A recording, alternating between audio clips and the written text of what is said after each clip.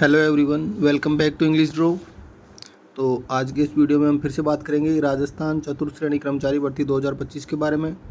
हम एक सीरीज़ लेके चल रहे हैं जिसमें हम इंग्लिश का मॉडल पेपर देख रहे हैं, जिसमें हमारा टारगेट है 15 आउट ऑफ 15 का, जिसमें हम पूरे 15 क्वेश्चन है वो पूरे राइट करने को लेके चल रहे हैं।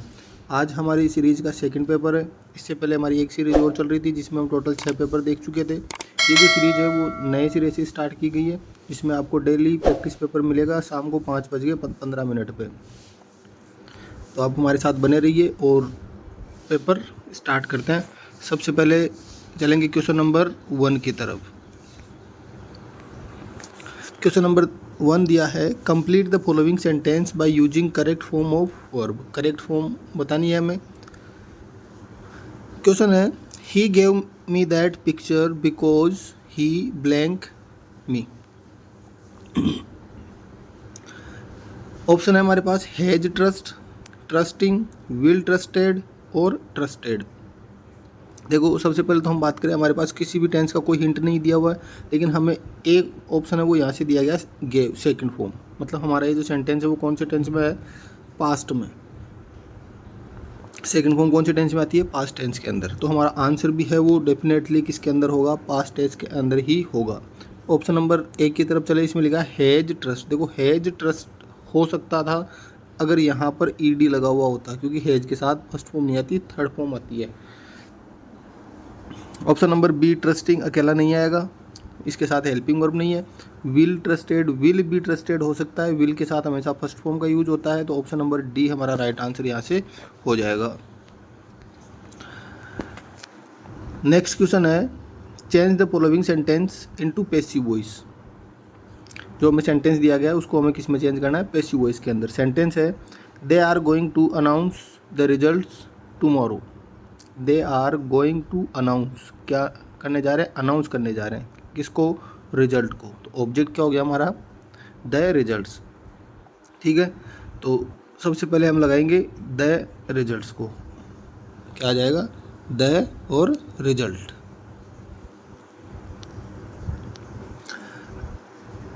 हेल्पिंग वर्ब चाहिए, तो इजेमार है हमारे सामने, इजेमार का इजेमार रह जाएगा।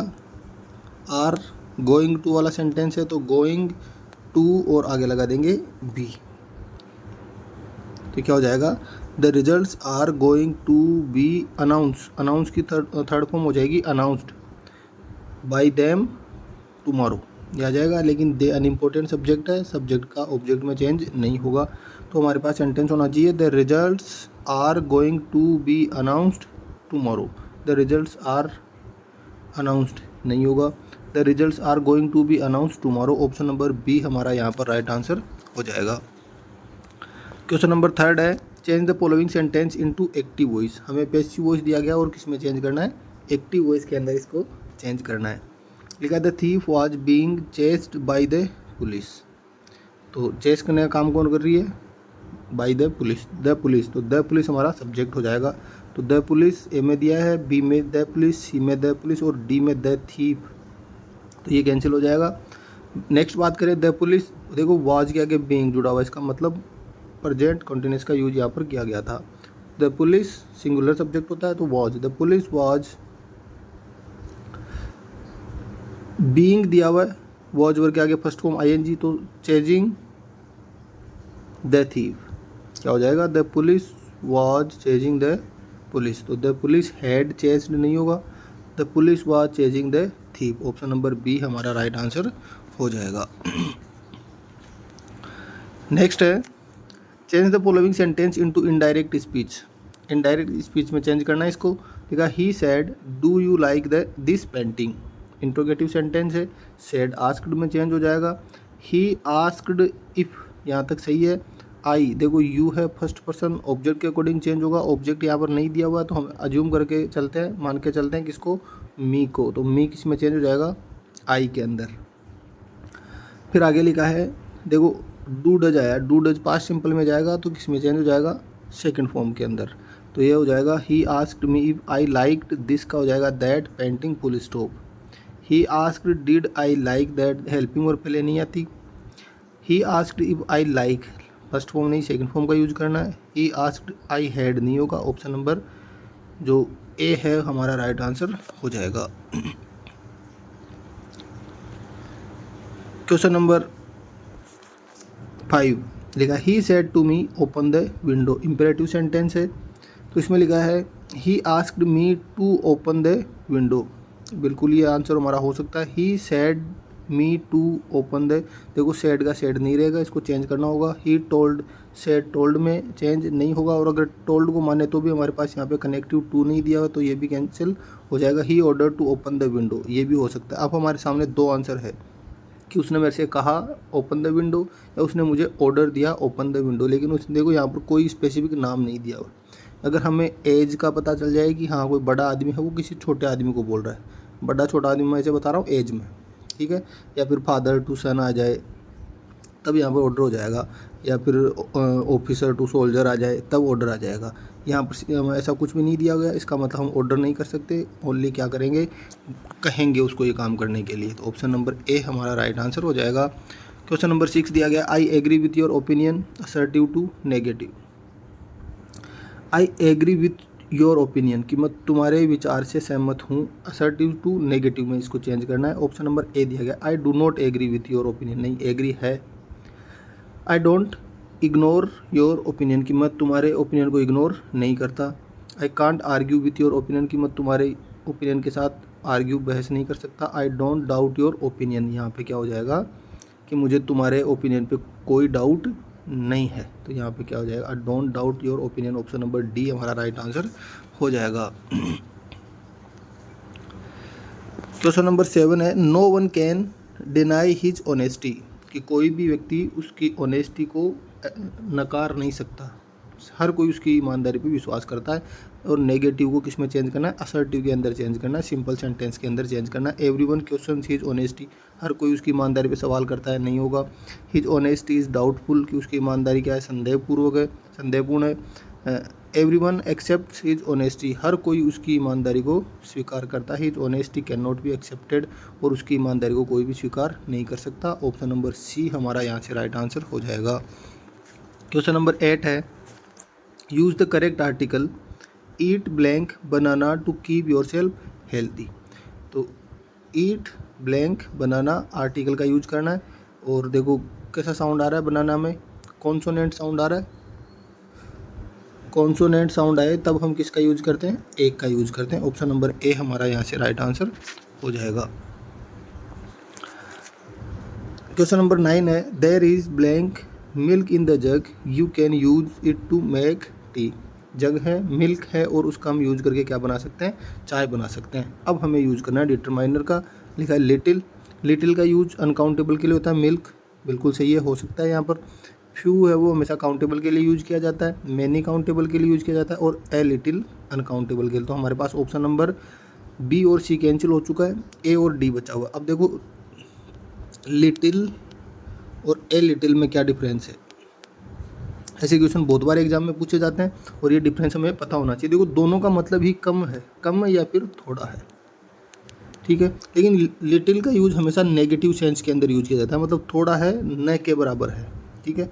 और ए लिटिल हमेशा इसका मतलब भी थोड़ा होता है, लेकिन इसको हमेशा पॉजिटिव कि हाँ इतना तो है कि चाय बन सके। इसमें दूध तो है लेकिन इतना नहीं है कि चाय बन सके, इसमें दूध है लेकिन इतना है कि चाय बन सके। दोनों में है तो कम, लेकिन इसका यूज़ करके हम चाय बना सकते हैं और इसका यूज़ करके चाय नहीं बना सकते, ठीक है। तो नेगेटिव सेंस में ए लिटिल और पॉजिटिव सेंस में दे लिटिल, मतलब लिटिल और पॉजिटिव सेंस में ए लिटिल। क्वेश्चन ये बोल रहा है कि मिल्क है जग के अंदर और उसका यूज करके चाय बना सकते हैं, इसका मतलब किस सेंस में जाएगा, पॉजिटिव सेंस में। और ए लिटिल का यूज यहाँ पर हम कर देंगे, ए लिटिल। नेक्स्ट क्वेश्चन है fill in the blank with correct preparation, नहीं प्रीपोजिशन का यूज करना है हमें, ये टाइपिंग मिस्टेक है थोड़ी सी, प्रीपोजिशन का यूज हमें करना है। Mister Mohan divided his property blank his four sons. Mister Mohan है, डिवाइड कर रहे हैं, बांट रहे हैं, हिज प्रॉपर्टी अपनी प्रॉपर्टी को, हिज फोर सन्स चार बेटों के बीच में, ठीक है। 4 बेटों को इन का मतलब अंदर, टू का मतलब को, 4 बेटों को नहीं बांट रहे, 4 बेटों के बीच में बांटी जा रही है। कोई भी प्रॉपर्टी उसके कितने हिस्से हुए हैं, 4। और जब भी कोई दो चीज़ है वो मतलब जो चीज़ डिवाइड हो, 2 लोगों के बीच में डिवाइड हो, तब तो हम किसका यूज करते हैं, बिटवीन का। और 2 से ज़्यादा, मोर देन 2 हो, तब हम किसका यूज करते हैं, डिवाइड। कि आपके घर पे कोई चीज़ लाई गई और 2 लोगों को दी गई, वो बिटवीन हो जाएगा। 2 से ज़्यादा लोगों को दी गई तब क्या हो जाएगा, अमंग का यूज हो जाएगा। ऑप्शन नंबर डी हमारा यहाँ पर राइट आंसर हो जाएगा। नेक्स्ट है he has been ill blank last month. यहाँ पर वही प्रीपोजिशन का यूज करना है। फ्रॉम पिछले महीने से, ऑफ देखो समय से पहले सिंस और फॉर का यूज करते हैं, इतना हमें पता है। जब पॉइंट ऑफ टाइम निश्चित समय हो तब सिंस का यूज, और पीरियड ऑफ टाइम अनिश्चित समय हो तब फॉर का प्रयोग। यहाँ लास्ट मंथ पिछले महीने की बात हो रही है, अभी मई चल रहा है तो पिछला मंथ कौन सा था, अप्रैल। निश्चित समय किसका यूज हो जाएगा, सी मतलब since. Option number D. Question number 12 दिया गया है, I bought this shirt blank RS 200, 200 रुपये में मैंने ये शर्ट खरीदा, ठीक है। और प्राइस बताने के लिए हमेशा किसका यूज़ किया जाता है, 4। जैसे हमें कोई पूछे कि हाँ ये कितने का, ये ओनली 4 ऐसे बोलते हैं ना। एक आम भाषा में बोलने में आता है कि ओनली 4 10 रुपये, ओनली 4 50 रुपये, ओनली 4 1000 रुपये। ओनली 4 मतलब प्राइस बताने के लिए, पूछने के लिए, किसी भी वस्तु की प्राइस बताने के लिए, पूछने के लिए किसका यूज किया जाता है, 4 का। ऑप्शन नंबर बी हमारा यहाँ पे राइट आंसर हो जाएगा। नेक्स्ट लिखा है identify the correct sentence. Correct sentence का हमें पता करना है, और ये है वो पंक्चुएशन मार्क से क्वेश्चन लिया गया है। लिखा है I went to the store and bought apples. यहाँ तक कोई प्रॉब्लम नहीं है, सही चल रहा था। बोट एप्पल्स ऑरेंजेस, देखो 2 चीज़ें हैं, दोनों में डिफरेंस करने के लिए, दोनों को अलग करने के लिए, डिवाइड करने के लिए क्या आ जाएगा, यहाँ पर कोमा आ जाएगा, जबकि यहाँ पर कोमा नहीं था, ये हो जाएगा wrong. I went to the store and, अब देखो एंड आ गया और कोमा आ गया, दोनों को एक साथ लगाने की कोई ज़रूरत नहीं है, ये भी हमारा रॉन्ग हो जाएगा।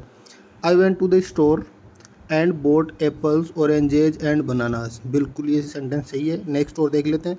आई वेंट, देखो यहाँ कोई लॉजिक नहीं था कोमा लगाने का, बिल्कुल यहाँ पर रॉन्ग हो जाएगा, जहाँ लगाना था वहाँ पे नहीं लगा हुआ है, तो ऑप्शन नंबर सी है वो यहाँ से राइट आंसर हो जाएगा। विच पंक्चुएशन मार्क सोज पोजेशन, ऐसा कौन सा पंक्चुएशन मार्क है जो पोजेशन को, अधिकार को, संबंध को बताता है, ठीक है। ऑप्शन है कोमा, अपोस्ट्रोफी, कॉलन और हाइपन। कोमा, अपोस्ट्रोफी, ठीक है, कॉलन और हाइपन। अधिकार बताने के लिए हमेशा किसका यूज किया जाता है, अपोस्ट्रोफी का यूज किया जाता है। नेक्स्ट वर्ड है, नेक्स्ट क्वेश्चन है क्वेश्चन नंबर 15। ऑथोराइज के लिए हिंदी पारिभाषिक शब्द है। ऑथोराइज को हिंदी में क्या कहा जाता है, पारिभाषिक शब्दावली के अंदर। अधिकार नहीं होता, अधिकार योग्य भी नहीं होता, नियुक्त करना नहीं होता, प्राधिकार देना, किसी को अधिकार देना, किसी को ऑथोराइज करना, वो क्या होता है, हमारा ऑप्शन नंबर डी है वो यहाँ से राइट आंसर हो जाएगा।